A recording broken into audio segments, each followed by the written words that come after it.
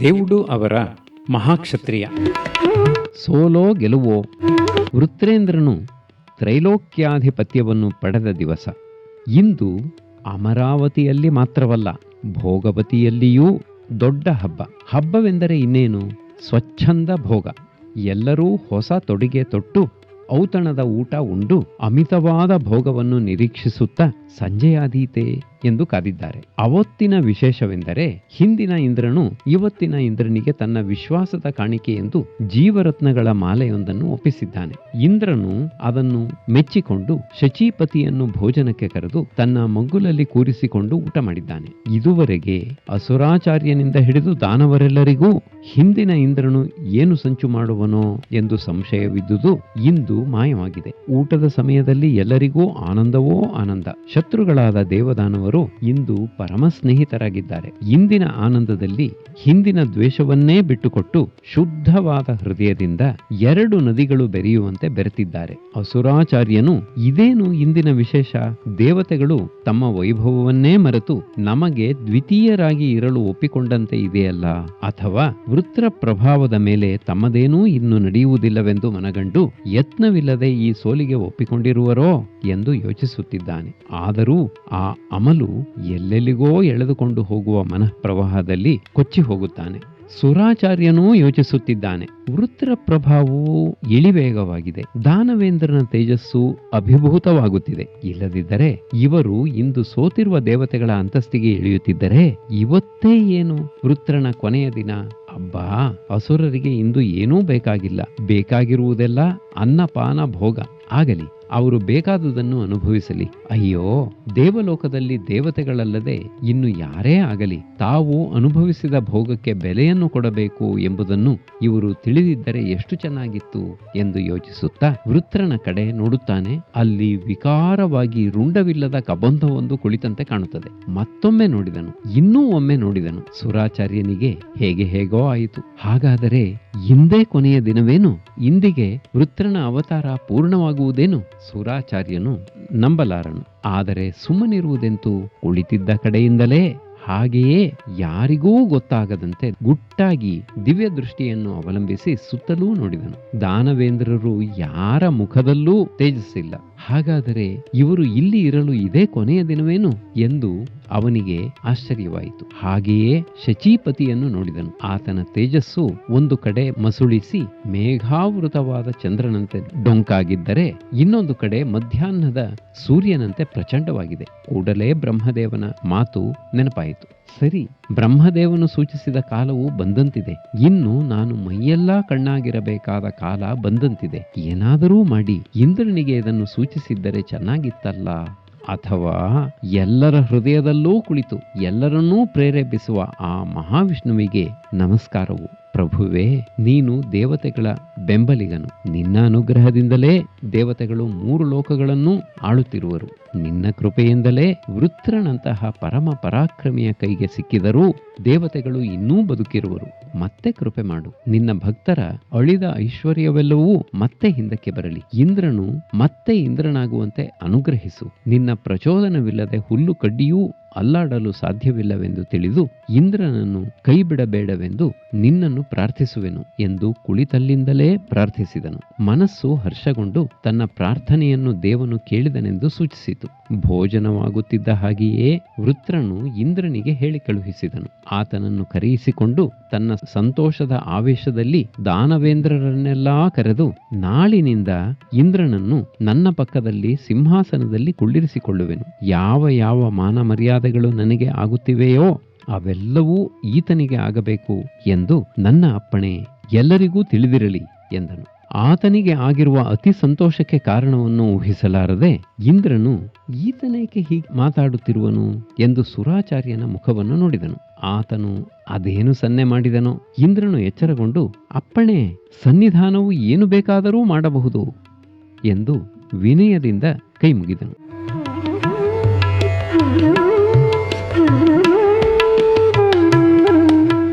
ವೃತ್ರೇಂದ್ರನಿಗೆ ಆ ವೇಳೆಗೆ ಇನ್ನೂ 2 ಸಲ ಪಾನವಾಯಿತು. ಅದರ ಮತ್ತು ತಲೆಗೇರಿತು. ಆ ಅಮಲಿನಿಂದ ತೊದಲು ಮಾತನಾಡುತ್ತಾ, ಭಲೆ ಇಂದ್ರ, ಇದೆಂತಹ ವಿನಯ! ಈ ವಿನಯಕ್ಕೂ ಒಲಿಯದಿದ್ದರೆ ನನ್ನ ಪ್ರಭುತ್ವ ಎಂತಹದು? ನಾಳಿನಿಂದ ನೀನೇ ಇಂದ್ರ. ನಾನು ನಿನ್ನನ್ನು ಸಿಂಹಾಸನದಲ್ಲಿ ಕುಳ್ಳಿರಿಸಿ ನೋಡುತ್ತಾ ಕುಳಿತುಕೊಳ್ಳುತ್ತೇನೆ. ನೀನೇನೋ ಚೆನ್ನಾಗಿ ರಾಜ್ಯವಾಳುತ್ತಿದ್ದೆಯಂತೆ. ನಾಳಿನಿಂದ ನೀನು ಆಳು, ನಾನು ಅದನ್ನು ನೋಡಿಕೊಂಡಿರುತ್ತೇನೆ. ಇದುವರೆಗೆ ನಾನು ಇಂದ್ರನಾಗಿದ್ದೆ, ನೀನು ಅನಿಂದ್ರನಾಗಿದ್ದೆ. ಅದಕ್ಕಾಗಿಯೇ ಅಲ್ಲ ನಾನು ಹುಟ್ಟಿದುದು. ನಾಳಿನಿಂದ ನೀನು ಇಂದ್ರ, ನಾನು ಅತೀಂದ್ರ. ಇಂದ್ರನ ಮೇಲೆ ಇರುವ ಇಂದ್ರ ನಾನು. ಏನು ಹೇಳುತ್ತೆಯೇ ಇಂದ್ರ? ನಾಳಿನಿಂದ ನೀನು ಇಂದ್ರನಾಗಬೇಕು, ತಿಳಿಯುತ್ತೆ. ಎಲ್ಲಿ ನಮ್ಮ ದಾನವ ಶಿಲ್ಪಿ ಎಂದು ಮಯಾಸುರನನ್ನು ಕರೆದು, ಇಂದ್ರನ ಸಿಂಹಾಸನಕ್ಕಿಂತ 1 ಮೊಳ ಹೆಚ್ಚಿನ ಸಿಂಹಾಸನವನ್ನು ನಾಳೆ ಮಾಡಬೇಕು. ನಾಳಿನಿಂದ ನಾನು ಇಂದ್ರನ ಸಿಂಹಾಸನದಲ್ಲಿ ಕುಳಿತುಕೊಳ್ಳುವುದಿಲ್ಲ, ತಿಳಿಯಿತೆ ಎಂದು ಅಪ್ಪಣೆ ಮಾಡಿದನು. ಇಂದ್ರ, ನೀನು ಇಲ್ಲಿಯೇ ಇರು ಎಂದು ಅಪ್ಪಣೆ ಮಾಡಿ ತಾನು ಅಮಲಿನಲ್ಲಿ ಹಾಗೆಯೇ ದಿಂಬಿನ ಮೇಲೆ ಒರಗಿದನು. ಇಂದ್ರನಿಗೆ ಆಶ್ಚರ್ಯವಾಯಿತು. ವೃತ್ರನನ್ನು ಆತನು ಎಷ್ಟೋ ದಿನ ಅಮಲಿನಲ್ಲಿ ಕಂಡಿದ್ದನು. ಯಾವತ್ತೂ ಹೀಗೆ ಹೇಳಿರಲಿಲ್ಲ. ಇವತ್ತು ನೀನೇ ಇಂದ್ರ, ನಾಳಿನಿಂದ ನೀನೇ ಇಂದ್ರ ಎನ್ನುತ್ತಿದ್ದಾನೆ. ಪ್ರಾರಬ್ಧವೇನಾದರೂ ಇದನ್ನು, ಇವನ ಬಾಯಲ್ಲಿ ನುಡಿದದ್ದನ್ನು ನಿಜ ಮಾಡಿಸುತ್ತದೆಯೋ? ಏನಾದರೂ ಆಗಲಿ, ಇವನ ಬಾಯಲ್ಲಿ ಬಂದುದು ನಿಜವಾಗಲಿ. ಒಳಗೆ ಹೊರಗೆ ಎಲ್ಲಾ ತುಂಬಿ ಎಲ್ಲಾ ವಿಶ್ವವನ್ನೂ ಆಡಿಸುವ ಶ್ರೀಮನ್ನಾರಾಯಣನ ದಯೆಯಿಂದ ಇದು ನಿಜವಾಗಲಿ ಎಂದು ಮನಸ್ಸಿನಲ್ಲಿಯೇ ಮಹಾವಿಷ್ಣುವಿಗೆ ಪೂಜೆ ಮಾಡಿ ಕುಳಿತನು. ಬಲಗಣ್ಣು ಬಲಭುಜವು ಶುಭವಾಗಿ ಅದುರಿತು. ಅಡಗಿದ್ದ ಉತ್ಸಾಹವು ತಾನೇ ತಾನಾಯಿತು. ಮರೆಯಲ್ಲಿದ್ದ ಆಯುಧಗಳೆಲ್ಲ ಮನಸ್ಸಿಗೆ ಗೋಚರವಾಗಿ ತಾವು ಸಿದ್ಧವಾಗಿರುವುದನ್ನು ತೋರಿಸಿಕೊಂಡವು. ಇಂದ್ರನಿಗೆ ಏನು ಮಾಡುವುದು ಎಂಬುದು ಯೋಚನೆಯಾಗಿ ಮಹಾವಿಷ್ಣುವಿನ ಪ್ರೇರಣೆ ಏನಾಗುವುದೋ ಎಂದು ಮೈಯೆಲ್ಲಾ ಕಣ್ಣಾಗಿ ಕುಳಿತನು. ದಾನವೇಂದ್ರರೂ ವೃತ್ರಾಸುರನು ಹೇಳಿದುದನ್ನು ಕೇಳಿದರು. ಆದರೂ ಅದನ್ನು ಯಾರೂ ಅಷ್ಟಾಗಿ ಗಮನಿಸಲಿಲ್ಲ. ಇನ್ನು ನಾನು ಅತೀಂದ್ರನಾಗುವೆನು ಎಂದು ವೃತ್ರನು ಹೇಳಿದುದನ್ನು ಕೇಳಿ, ಅವರು ಅತೀಂದ್ರ ಸಿಂಹಾಸನಕ್ಕೆ ಅಪ್ಪಣೆ ಮಾಡಿದುದನ್ನು ಕೇಳಿ ಅವರಿಗೆ ಸಂತೋಷವಾಯಿತು. ಇಂದ್ರ ಅತೀಂದ್ರ, ಅದು ಸರಿ, ಅದೇ ಉಚ್ಛ್ರಾಯದ ಗುರುತು ಎಂದು ಅವರೆಲ್ಲಾ ಸಂತೋಷಪಟ್ಟು ಪಾನದ ವೈಭವದ ವಿವಶರಾಗಿ ಎಲ್ಲಿಯವರು ಅಲ್ಲಿಯೇ ಒರಗಿದರು. ಇಂದ್ರನೊಬ್ಬನೇ ಎಚ್ಚರನಾಗಿರುವವನು. ಮಿಕ್ಕವರೆಲ್ಲರೂ ಮೈಮೆರೆತಿದ್ದಾರೆ. ಆಯುಧಗಳೆಲ್ಲವೂ ತೇಜಸ್ವಿಗಳಾಗಿ ಬಂದು ಎದುರು ನಿಂತಿವೆ. ಆದರೆ ಮಹಾವಿಷ್ಣುವಿನ ಅಪ್ಪಣೆಯನ್ನೂ ಬಂದಿಲ್ಲ. ಸಪರಿವಾರನಾದ ವೃತ್ರನನ್ನು ಈಗ ತುಂಡು ತುಂಡು ಮಾಡಲು ಅವಕಾಶವೂ ಲಭಿಸಿದೆ. ಆದರೆ ಜಗತ್ಪಾಲಕನಾದ ಮಹಾವಿಷ್ಣುವಿನ ಅಪ್ಪಣೆ ಇಲ್ಲದೆ ಆ ಕಾರ್ಯವನ್ನು ಮಾಡುವುದು ಹೇಗೆ? ಅಪ್ಪಣೆಯಿಲ್ಲದೆ ವಿಶ್ವರೂಪಾಚಾರ್ಯನನ್ನು ವಧಿಸಿದುದಕ್ಕೆ ಈ ಕೃತ್ಯದ ವಶದಲ್ಲಿ ಇಷ್ಟು ದಿನ ತೊಳ್ಳಲೇಬೇಕಾಯಿತು. ಈಗ ಇದನ್ನು ವಧಿಸಿದರೆ ಇನ್ನು ಯಾವ ರೂಪದ ಕಷ್ಟವನ್ನು ಅನುಭವಿಸಬೇಕಾದೀತೋ? ಅದರಿಂದ ಎಲ್ಲರ ಹೃದಯದಲ್ಲೂ ನಿಂತು ಎಲ್ಲವನ್ನೂ ಪ್ರೇರಿಸುವ ಆತನ ಆಜ್ಞೆಯು ದೊರಕಲಿ. ಅಥವಾ ಯಾವ ಆಯುಧಕ್ಕೂ ಸಗ್ಗದ ಭೂತವಿದು. ಹಗಲಲ್ಲಿ ಇದು ಸಾಯುವುದಿಲ್ಲ, ರಾತ್ರಿಯಲ್ಲೂ ಸಾಯುವುದಿಲ್ಲ. ಹೀಗೆ ಆಯುಧಕ್ಕೆ ಅತೀತವಾಗಿ ಕಾಲಕ್ಕೆ ಅತೀತವಾಗಿರುವ ಈ ಭೂತವನ್ನು ಕೊಲ್ಲುವುದಾದರೂ ಎಂತು? ಅಲ್ಲದೆ ಕಾರ್ಯವನ್ನು ಆರಂಭಿಸಿದರೆ ಅದು ಪೂರ್ಣವಾಗಬೇಕು. ಅದಿಲ್ಲದೆ ಅರೆಗಾಯ ಮಾಡಿ ಕೊಲ್ಲದೆ ಬಿಟ್ಟ ಬೇಟೆಯೇ ಬೇಟೆಗಾರನ ಮೇಲೆ ಬೀಳುವುದೆಂದ ಮೇಲೆ ಈ ಭೂತಕ್ಕೆ ಅರೆಗಾಯ ಮಾಡಿಬಿಟ್ಟರೆ ಇದು ನನ್ನನ್ನು ಬಿಡುವುದುಂಟೆ? ಆಯಿತು, ದೇವಕಾರ್ಯಾರ್ಥವಾಗಿ ಈ ಕೆಲಸ ಮಾಡುವೆನಲ್ಲವೇ? ಆದರೆ ಕಾಲ ಪಕ್ವವಾಗಿಲ್ಲ. ಇದು ಹಗಲು. ಈ ಭೂತವನ್ನು ಸಾಯಿಸುವ ಆಯುಧವು ತಾನೇ ಯಾವುದು ನನ್ನಲ್ಲುಂಟು? ಅದರಿಂದ ದೇವಕಾರ್ಯವೇ ಆದರೂ ದೇವ ಸಂರಕ್ಷಕನಾದ ಮಹಾವಿಷ್ಣುವಿಗೆ ಈ ಕೆಲಸವನ್ನು ಒಪ್ಪಿಸಿ ಆತನ ಆಜ್ಞೆಯನ್ನು ಎದುರು ನೋಡುತ್ತಿರುವೆನು.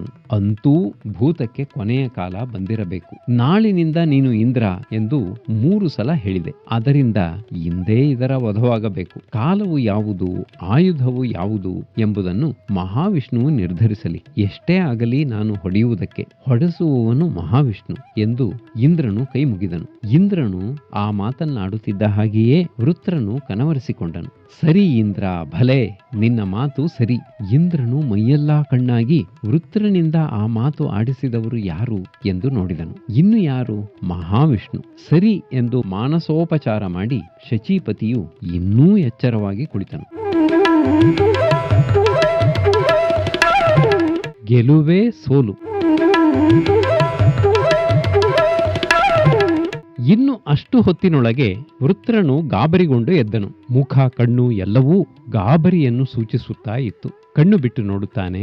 ಇಂದ್ರನು ಅತಿ ವಿನಯದಿಂದ ಕುಳಿತಿದ್ದಾನೆ. ತನ್ನ ಪರಿವಾರದ ದಾನವೇಂದ್ರರೆಲ್ಲರೂ ಎಲ್ಲೆಲ್ಲಿದ್ದವರು ಅಲ್ಲಲ್ಲಿಯೇ ಹೊರಗಿದ್ದಾರೆ. ಒಂದೇ ಗಳಿಗೆಯೊಳಗಾಗಿ ಸುತ್ತಲೂ ನೋಡಿ ಎಲ್ಲವೂ ಸಹಜವಾಗಿರುವುದನ್ನು ಕಂಡು ವೃತ್ರನು ನಗುತ್ತಾ, ಇಂದ್ರ, ನನಗೊಂದು ಕನಸಾಯಿತು. ಕನಸು ನಿಜವಾಗಿಯೇ ಇದ್ದಂತೆ ತೋರಿತಲ್ಲ, ನೋಡಿದೆಯೋ ಎಂದನು. ಇಂದ್ರನು ತನ್ನನ್ನು ವೃತ್ರನು ಇಂದ್ರನೆಂದು ಸಂಬೋಧಿಸಿದುದನ್ನು ಗಮನಿಸದಂತೆ ಇದ್ದು, ಹೌದು ಪ್ರಭು, ಕನಸಿನ ವೈಭವವೇ ಅದು. ನಿಜದ ತಲೆಯನ್ನು ಮೆಟ್ಟಿ ಹಾಕಿದಂತೆ ಇರುತ್ತದೆ. ಅದೇನೆಂದು ಕೇಳಬಹುದೇ ಎಂದನು. ವೃತ್ರನು ಗಟ್ಟಿಯಾಗಿ ನಗುತ್ತಾ, ಕನಸಿನಲ್ಲಿ ನಾವಿಬ್ಬರೂ ಯುದ್ಧ ಮಾಡುತ್ತೇವೆ. ನೀನು ನನ್ನನ್ನು ಎದುರಿಸಿ ಹೊಡೆಯಲು ಬರುತ್ತೀಯೆ. ನನಗೇಕೋ ದಿಗಿಲಾಗುತ್ತದೆ. ನಾನು ಕಿರುಚಿಕೊಂಡು ಓಡುತ್ತೇನೆ. ನೀನು ಬಂದು ನನ್ನ ಕತ್ತು ಕಡಿಯುತ್ತೀಯೆ. ನಾನು ಯತ್ನವಿಲ್ಲದೆ ಕತ್ತು ಹೋದ ಮೇಲೂ ಮರೆತೆಯಾ?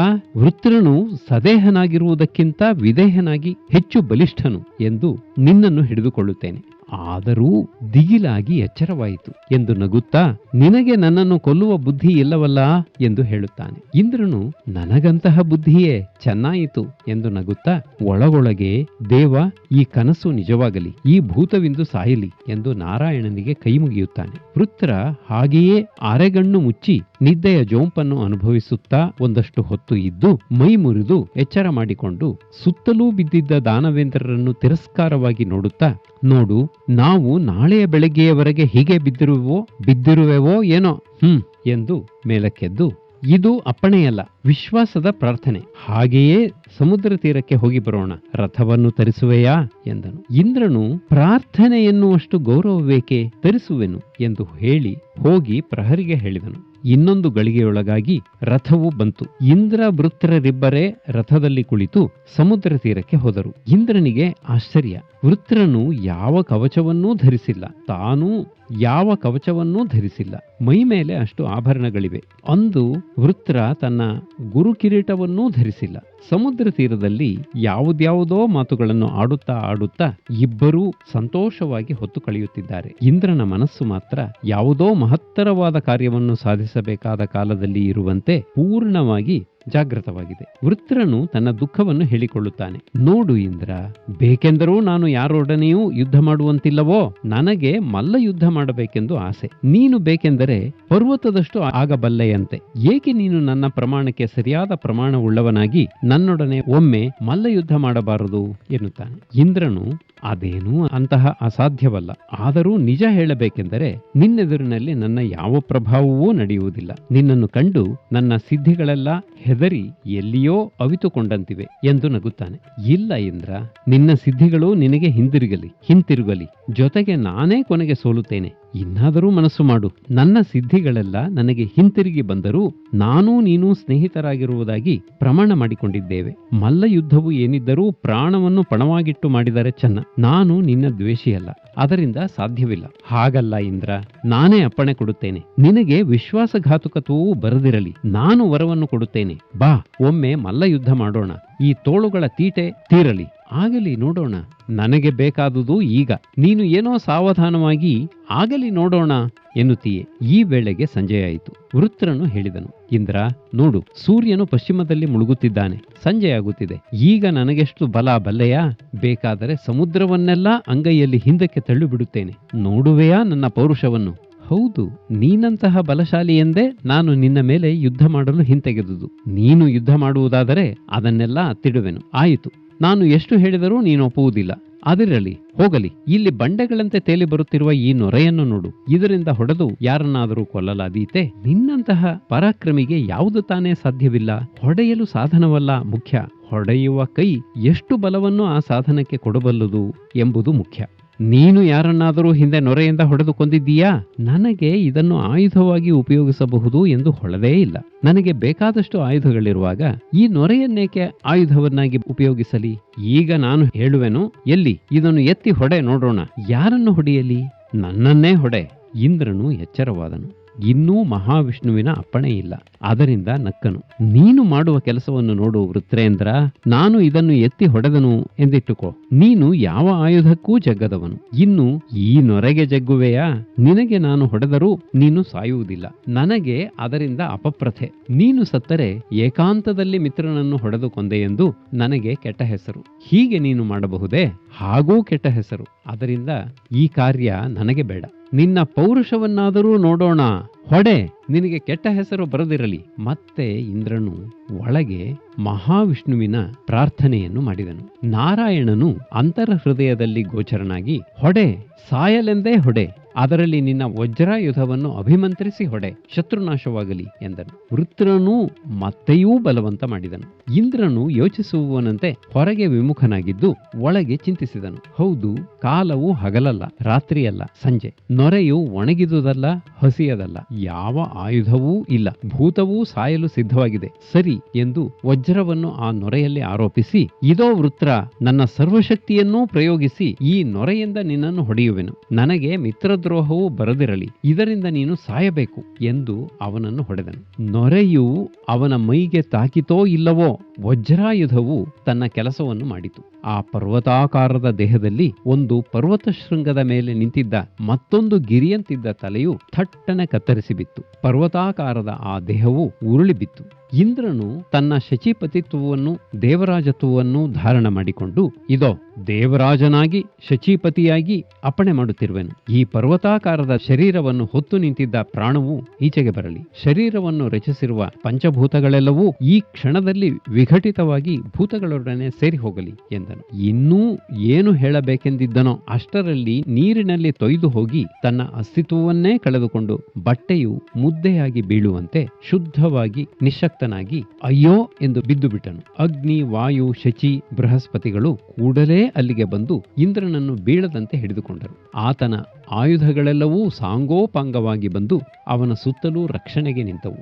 ಇತ್ತ ವೃತ್ರನ ದೇಹದಲ್ಲಿದ್ದ ಪ್ರಾಣವಾಯುವು ಹಾರಿಹೋಯಿತು. ಸ್ಥೂಲ ಭೂತಗಳೆಲ್ಲವೂ ಒಂದೇ ರೆಪ್ಪೆ ಮುಚ್ಚಿನೊಳಗೆ ಆ ದೇಹವನ್ನು ಬಿಟ್ಟು ತಮ್ಮ ತಮ್ಮ ಮೂಲ ಸ್ಥಾನದಲ್ಲಿ ಐಕ್ಯವಾದವು. ವೃತ್ರನ ಅಂತಃಕರಣವು ಮಾತ್ರ ಅಲ್ಲಿಯೇ ಏನು ಮಾಡಬೇಕೋ ತಿಳಿಯದೆ ಒದ್ದಾಡುತ್ತಿತ್ತು.